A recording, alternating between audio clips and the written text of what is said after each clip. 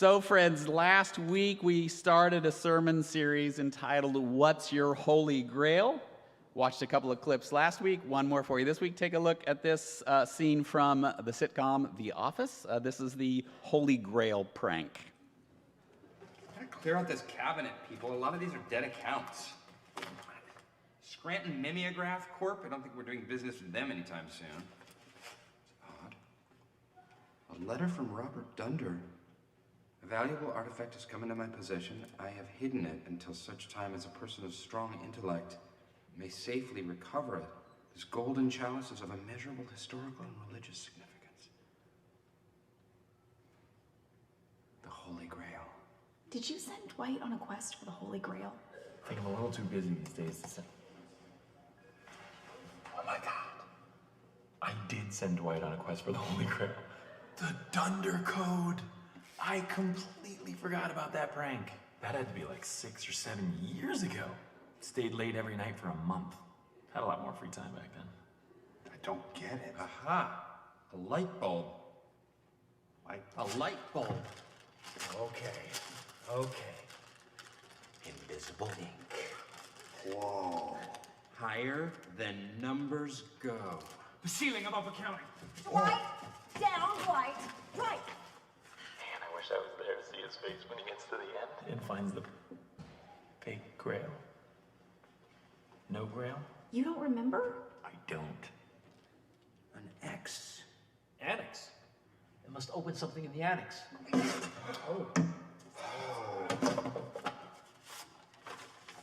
Sidus introiti, seat of entrance.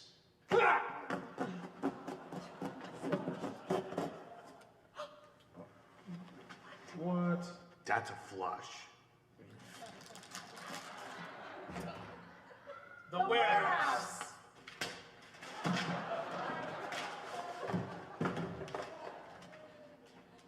There's nothing down here. Oh, I expected more from young Albert. Just forget it. Forget it.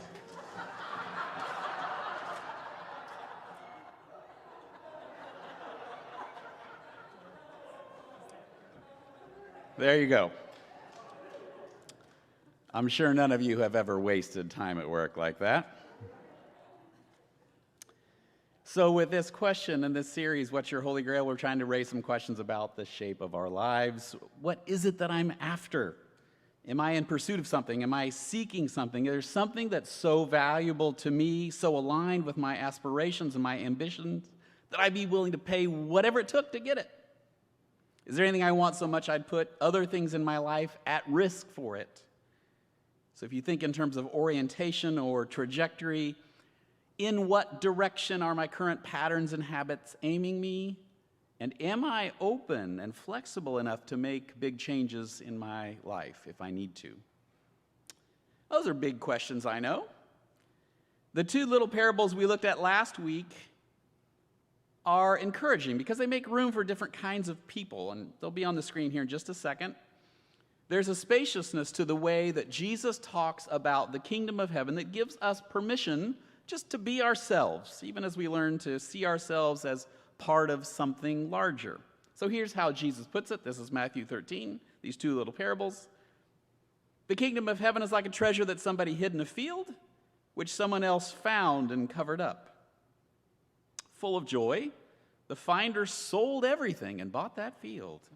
Again, the kingdom of heaven is like a merchant in search of fine pearls. When he found one very precious pearl, he went and sold all that he owned and bought it. Now notice that the tenant farmer who finds the buried treasure is just going through the motions.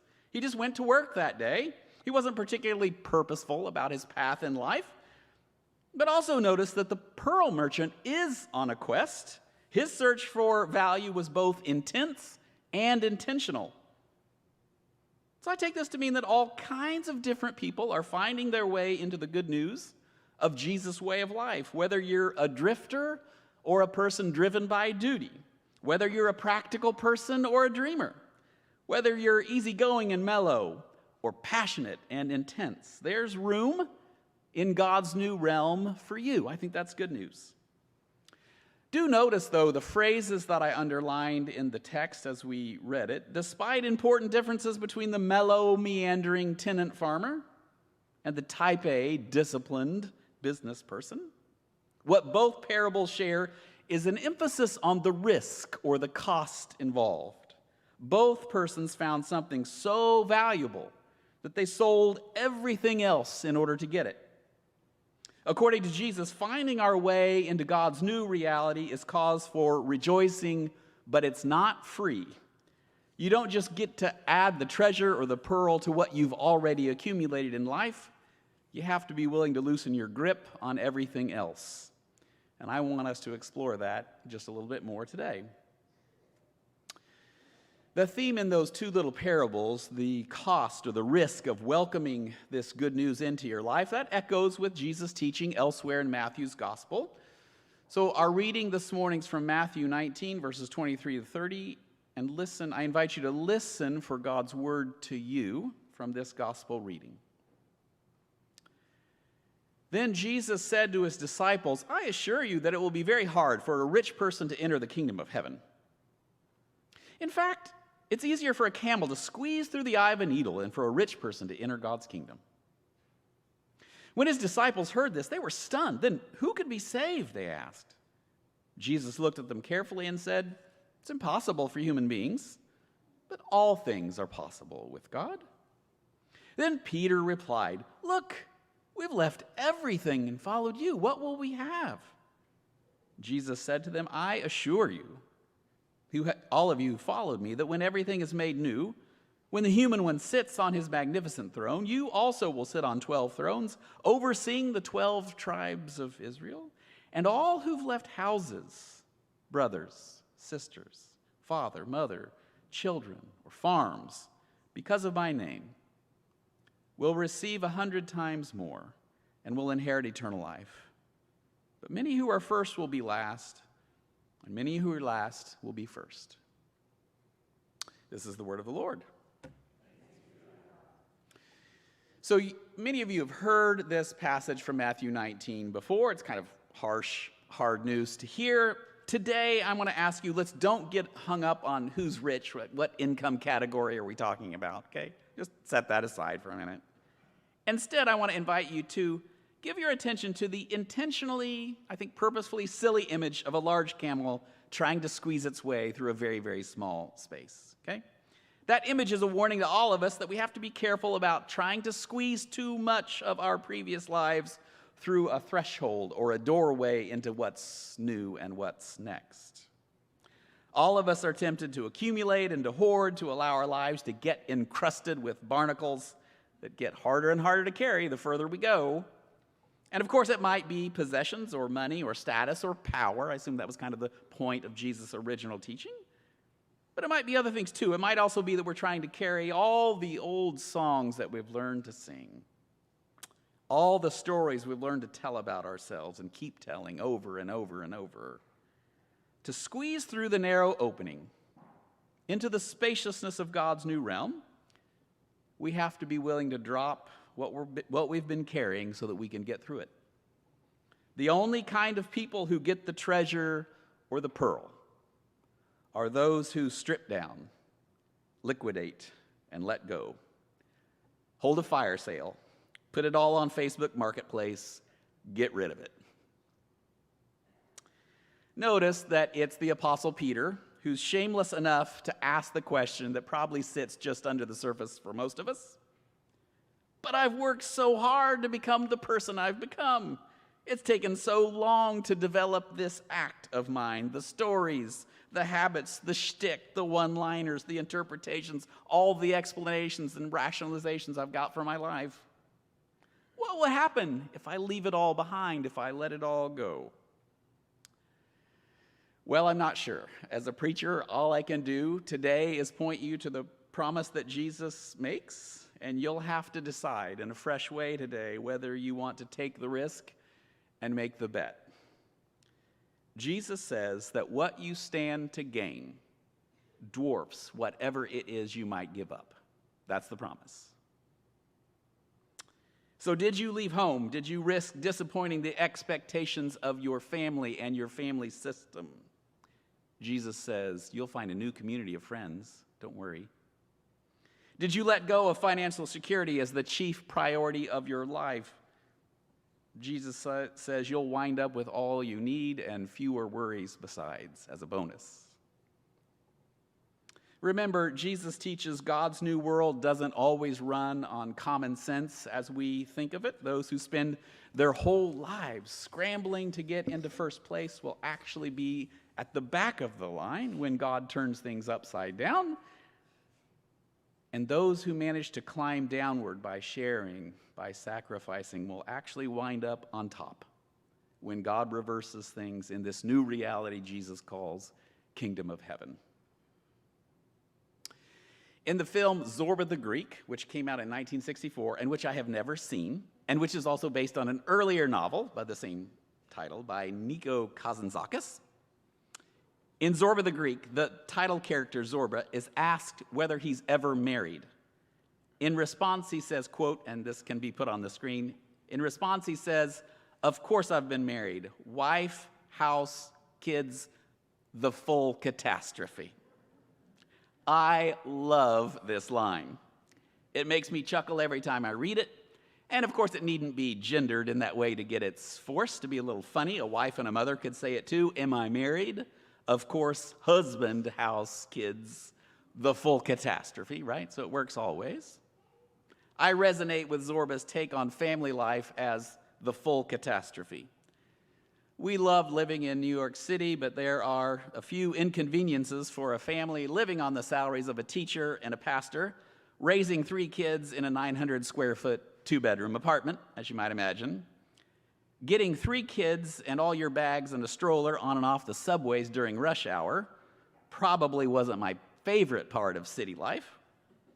I remember one particularly hot summer day. The subway was absolutely packed. Everyone was sweaty and sticky. There's no room. You're pushing and shoving. Our youngest, Remy, was maybe 3 at the time. He was in a stroller, so it's even harder to get a stroller on there. All he had to do was just sit there and hold on to his stupid sippy cup full of milk. What happened next? I remember seeing it unfold all in slow motion, but I couldn't stop it. Remy decided to throw his cup. It landed on the floor, and somehow, about the physics of the way it landed, a stream of milk shot out all over the face of the grumpy man sitting right next to us. And let me tell you, this man did not respond well. Granted, it's a difficult situation. He did not respond well. And I remember thinking, why on earth did I ever think having kids was a good idea? So have I been married? Yes. Wife, kids, house, the full catastrophe. I came across this line, the full catastrophe, in John Kabat-Zinn's book, Full Catastrophe Living. And for the writer, John Kabat-Zinn, this full catastrophe living, it doesn't refer to a sad or negative approach to life. It's not complaint. Instead, it names an honesty about all of life's challenges that enables laughter and playfulness even when our lives are hard.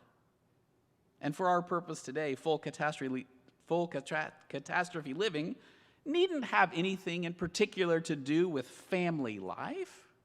We could go in other directions, right? So we could talk about finances. Do you have money problems? You might say, yeah, mortgage, college tuition, car payments, insurance, inflation, the full catastrophe. We could talk about work. Do I have a job? Yeah, cubicle, office birthday parties, measly bonuses, a colleague I can't stand, full catastrophe. We could talk about our health. Do I have health problems? Yeah, gout, eczema, psoriasis, IBS, COVID, RSV, early stage dementia, a full catastrophe. Perhaps we could even talk about church. Do I belong to a church? Yeah, second pres, committees, pledge drives, announcements, greeting time, emails, transitional pastor, the full catastrophe. But you know what? You don't get a choice. Jesus calls you and me into this new way of life, and you have to take it all with you. You have to take the full catastrophe with you into that new life. Jesus calls you to seek God's new realm above all else, to put it in first place. And you don't get to wait around for your life to become tranquil and figured out, untangled.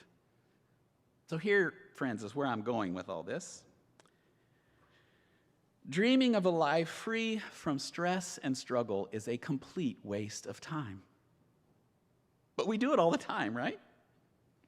So make sure, as we talk about our quest for the Holy Grail, make sure that your deepest desires and dreams aren't for a life free from struggle, suffering, hardship, stress, and pain. Try to see if you can shift the question in a more realistic direction, right? And Josh, if you'll put this up on the screen. So here's a better question. The real question, I think, becomes, how can I welcome my life as the full catastrophe that it is, all the while finding meaning that motivates me, connections that support me, and joy that sustains me? That's just one way of thinking about what Jesus means by kingdom of heaven. This weekend, Martin Luther King Jr. weekend, is a good time for us as a church to remember that part of the full catastrophe of American life is the racial inequality and injustice that continue to mark our lives together. We can do better, of course, and in many ways we are. I'm really proud of some of the work we're trying to do together at Second Pres. But this is no time to lose our focus or to congratulate ourselves on partial progress. Martin Luther King Jr. has profoundly shaped the way many of us dream for ourselves, for our families, our communities, and our country. His Holy Grail was a dream for an American cultural and economic life free from oppression and bias against blacks or anybody else marginalized by white dominant culture. That was his Holy Grail. And King knew well that this would be a prolonged, protracted fight for justice. And he was passionate about the non-violent way of Jesus being the only road that would get us where we really need to go. Like many other black leaders, King was tempted by anger, by the path of violent antagonism, but he chose a different way. He chose the way of nonviolent struggle. He chose the way, and this is the phrase from feminist theologian Catherine Keller, he chose the way of amorous agonism. I love that phrase, amorous, loving agonism, struggle. He chose the way of loving struggle. We never cultivate our own quest for the Holy Grail in privacy or in isolation. Our drives, desires, and dreams always take shape in the midst of other voices, other models, other embodiments, other hopes that get infleshed in the culture around us. And today would be a good day for all of us who call ourselves Christian to ask whether and to what extent our life-shaping desires, our Holy Grail quest, align with the way of Jesus and with the prophetic nonviolent activism of Martin Luther King Jr. One of the important shifts in the past few years here at Second is that we have tried to bring work for racial justice and equity closer to the heart of what we do together, closer to the heart of what we're about. There are dangers, of course, when communities of faith like ours attempt to realign their energies with anti-racism efforts. I grant that. It can become a kind of virtue signaling. Look at us, look at how progressive we are, right? Give me some credit for this. It can also result in a preoccupation with white guilt that proves more dispiriting than inspiring. All that's true. And I hope that our anti-racism efforts here at Second both acknowledge and avoid these dangers. I hope that our anti-racism focus will be seen not as the agenda of a few folks on our Matthew 25 committee, but instead as the exciting growth edge of our entire community, all of us in it together. I hope these efforts can emerge from the simplicity and humility of a community who knows that it can do better, can do more. And I hope we don't get hung up on the disjunction between the discomfort of doing hard things together and the joy, the real joy and celebration of living our lives together.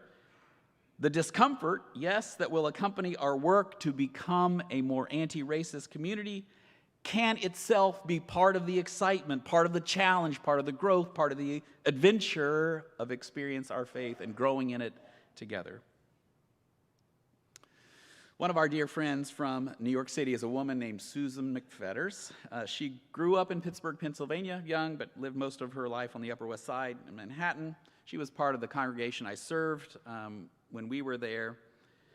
She loved our kids and took an interest in them, which was a delight. And Susan had this adorable little Scottish terrier named Boomer. And she would dress Boomer up in this little tartan sweater every day for the Tartan Day Parade, the St. Patrick's Day Parade, and walk Boomer with all the other Scottish Terriers in the parade. And she asked our son Oliver, he would like to walk with her and with Boomer one year, so he loved that. Great woman. She was part of a retreat. So, some of us from the congregation went on a retreat, piled in a van, drove out of the city. Keep in mind, these are all New Yorkers. Everyone lives in a little apartment. And someone along the way on our drive proposed a group conversation. They said, let's suppose you get tired of New York City and you want to leave and you want to go somewhere else. Where would you want to live?